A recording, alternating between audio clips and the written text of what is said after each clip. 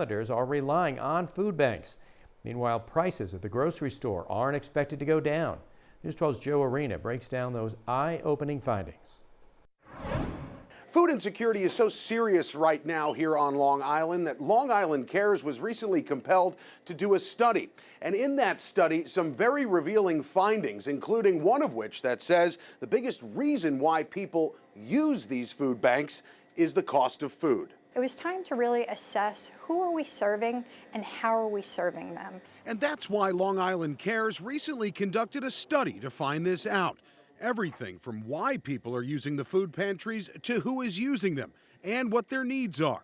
But the big reason is the why category. The cost of food is driving people in increased numbers to the food pantries. Jessica says post-COVID supply chain issues and the rising costs of goods caused by 40-year high inflation are playing a big role in why people can't afford to feed their families. And families make up the majority of households surveyed when it comes to those in need. 72% say their household is between 1 and 4 people. If you think about stereotypes regarding food insecurity, you think about families with these high numbers of children and just very large numbers of mouths to feed, and that's not the case.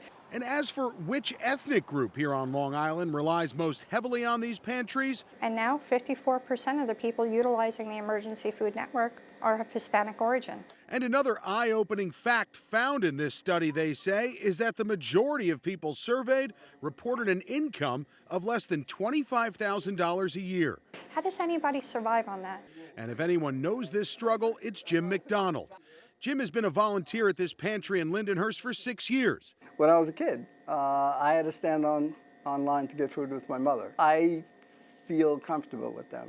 I don't know how to explain that except to say I sort of understand that I was once there, even though it was a very long time ago. In Lindenhurst, Joe Arena, News 12 Long Island.